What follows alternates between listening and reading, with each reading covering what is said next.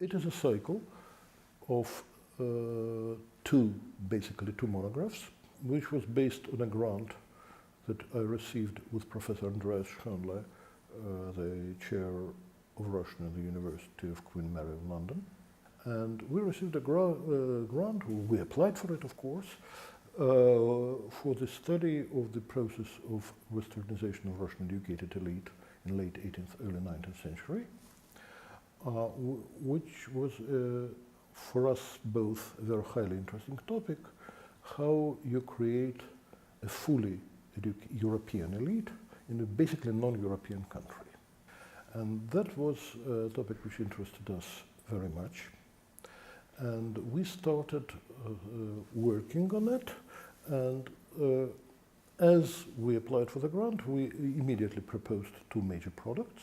One was a collective monograph, which is already published, and it consists of the articles of 10 colleagues from 7 countries, including us both. We had one more person who was in charge of collecting it.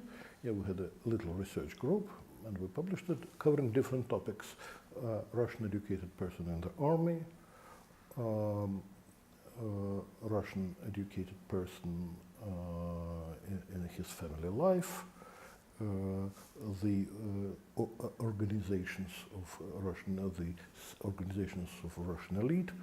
There was an article in English Club and an article of the Masonic lodges, and so on and so forth. Yeah, including the one which is a very much expanded part of my book, the story of the escape of Varvara Sokovnina into the convent, how Francophone, religiously a pietist girl born in a totally Europeanized environment, became an abbotess in the Orthodox convent of Orel. What was her career, and became a sort of there is some sort of local cult. I even heard that there are plans of her beatification, currently, and how she arrived at it. She was, of course, how I came to all this topic, she was the elder sister of the love of Andrei Turgenev. And he was deeply impressed by the story of her escape. She ran away from her house because naturally her parents were against it. And her father was dead by the time. Her mother and her brothers were against.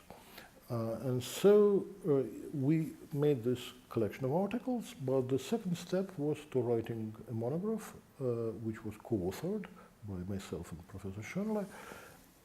It is a short one, and I think it would be like 180 pages. And we covered there several topics. There is a general introduction on this problem of, because Russian case is not unique. We compared it with the Turkish case, the Europeanization of the Ottoman elite, and the Kemalist Europeanization of the early 20th century Ottoman Empire, and the Japanese case, the major revolution. None of us is a specialist in Turkey and Japan, so we based our comparison on secondary sources. Not on primary analysis, but still we thought that this context would be very interesting because Russian case is not absolutely unique. There are parallels to it in the major non-European empires, I would say. And so we tried to analyze it. Probably it's worth saying why we chose the period. We start in 1762 with the Manifesto of the Freedom of Nobility, which allowed the educated elite to choose their own career, which made them the people who were enabled to make decisions about their personal fate from the cogs in the bureaucratic machine of the state, as they were under Peter the Great and in the first half century, and up to 1825, when after the Decembrist revolt, the noble elite started playing a major role in the history of the country.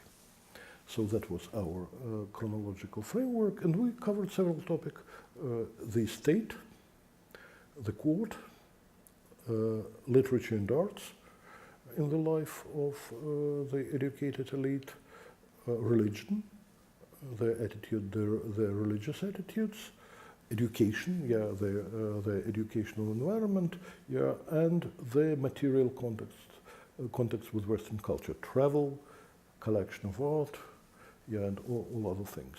So yes, this is how it looks like.